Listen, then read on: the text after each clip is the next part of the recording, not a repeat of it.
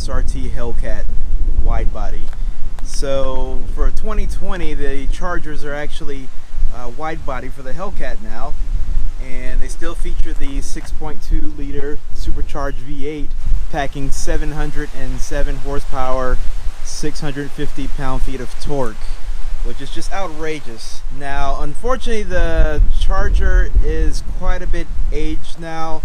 It's starting to show its age a little bit, but Dodge has managed to keep on task with keeping things fresh, adding a few more touches, elements, and of course the wide body of the Charger adds a little bit to it. With the wider tires, you now get 305 patch tires now, a little slightly wider forged wheels, and it's squared in all four corners. So the benefit of that, you can actually rotate your tires because you will roast these rear tires, guaranteed.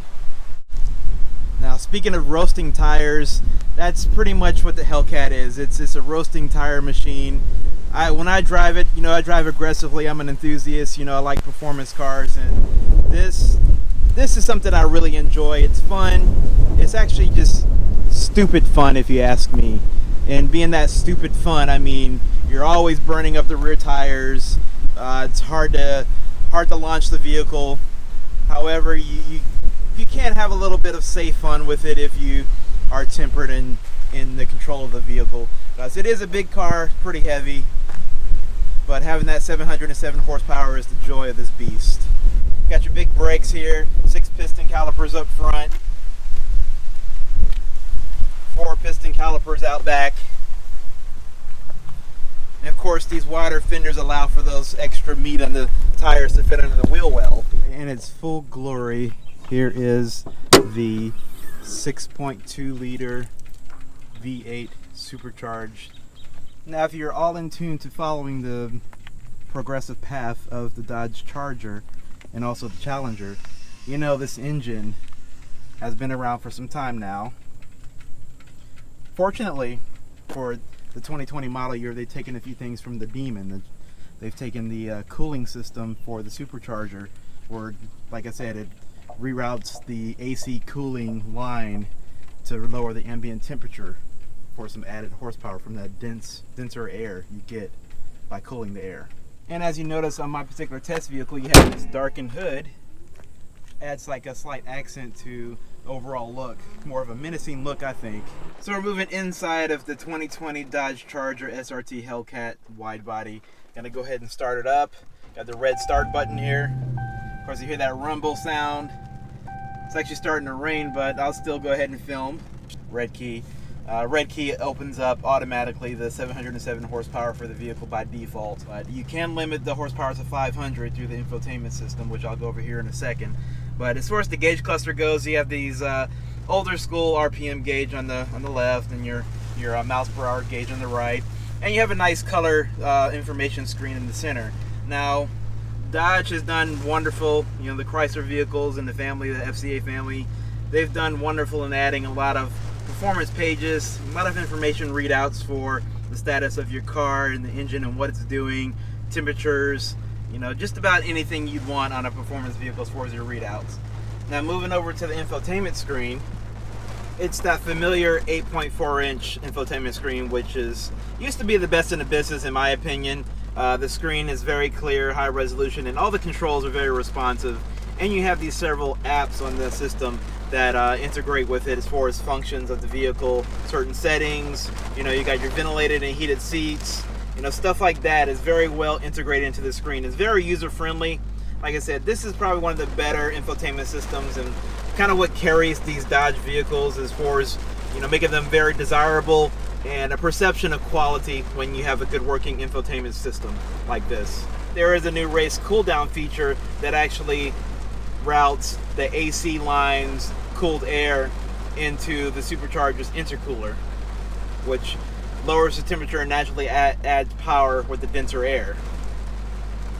Now, from there are several features like the drive modes, which a couple of the drive modes are customizable, which the automatic mode is customizable as far as your power, transmission, shifting pattern, the paddle shifters on the steering wheel over here,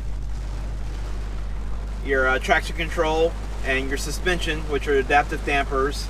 And one thing to note about the suspension system, putting it in track mode actually really firms them up a lot. The vehicle feels bouncy, almost undrivable on the public roads.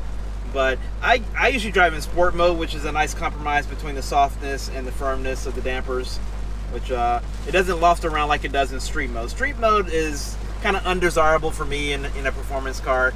I find the rear end kind of bouncing around quite more than I like. Otherwise, you can set the steering effort.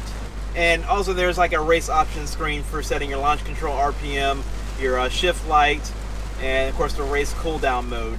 And moving down here, you have your same physical controls as we've had for several years now.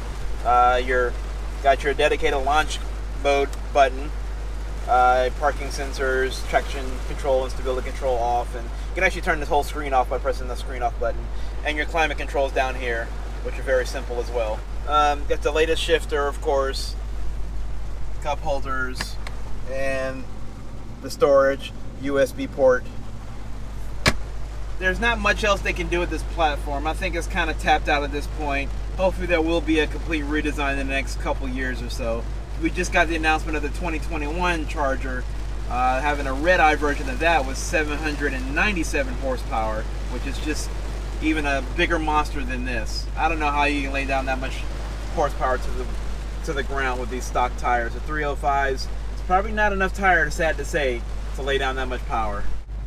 But otherwise, throughout the dashboard, you do have several soft touch areas, soft touch dash. You have these nice accent stitching through here, soft touch, and more like a suede-like insert here. And you have your perforated suede seats, which are the same old seats. They've been just upgraded with some of the different stitchings and embroidering, of course, throughout the years. They're nicely, thickly padded seats. These are just humongous seats, and they're comfortable. Heated and ventilated up front and heated in the back.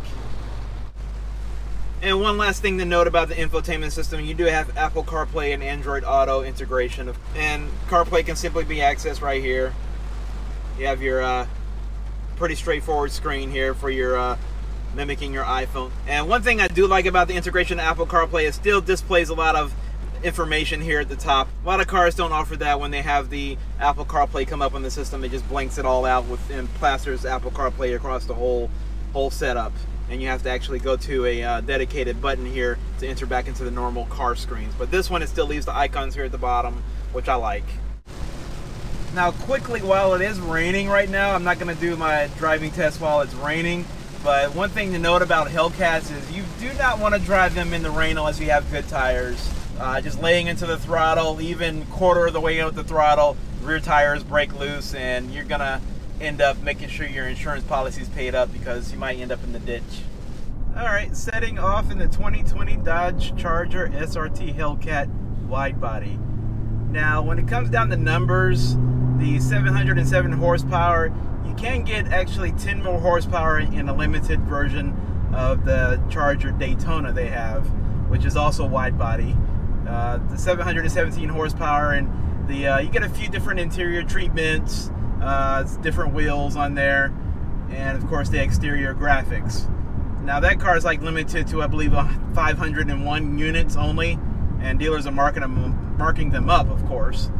But on this particular car, you can get as sticker. This one as configured, it's pretty much fully loaded. It's even got the sunroof. And this one comes as $83,000 as it stands. Now, you can get the Dodge Charger Hellcat Widebody for $70,000 stripped out with no options. 0 to 60, you're looking about 3.5 seconds, give or take. That variance comes into play because the 305 patch 20-inch tires that you get on here just don't hook up. You hit the gas, I mean, you give it about half throttle, the wheels will spin. Either way you look at it, traction control and stability control is not going to save the day as far as launching this vehicle. Quarter mile time comes about 11 seconds, give or take there also, because like I said, this car hooking up is almost impossible. But if you do get the right tires, something sticky, you heat them up, you might get some decent acceleration times. But in the joy of having a Hellcat, it's just a fun vehicle all around. I mean, I start giggling every time I hit the gas in this thing. I mean, the rear wheels break loose, it's fun. I mean, surprisingly, over the years, they've tweaked a couple things, not much. They stayed true to the 8-speed automatic transmission that's in here for this generation of the Charger.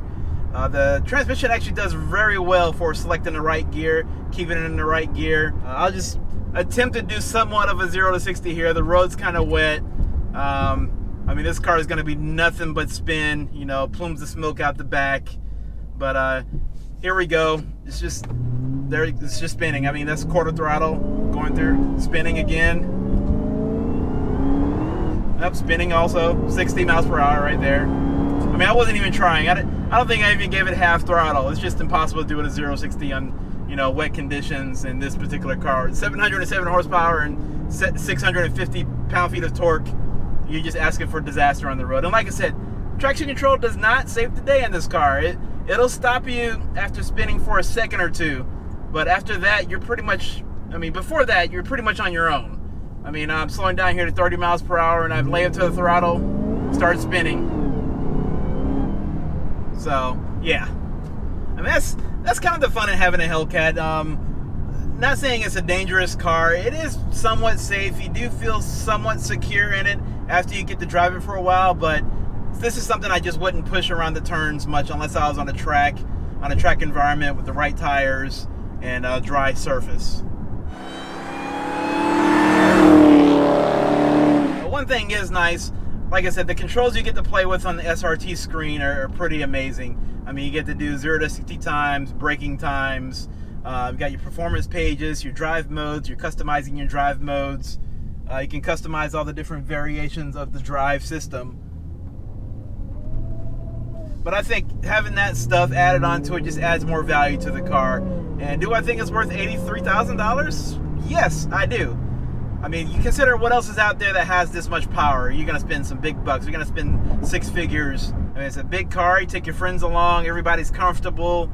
Got some nicely padded seats with the Alcantara inserts, the perforated, heated and ventilated up front. There's lots to like about a Dodge Charger Hellcat. And the wide body it just looks menacing coming down the road. I mean, funny enough, when I drive the car on the highway, people tend to get out of my way because they see this car pulling up on them. Not to say I'm speeding. Well, I probably am speeding in this. Your perception of speed gets kind of wacky when you start moving in this car. You get up to 70, 75 miles per hour. Feels like you're doing 50, 45. But laying into the throttle, things just get crazy. Spinning? Oh, yeah.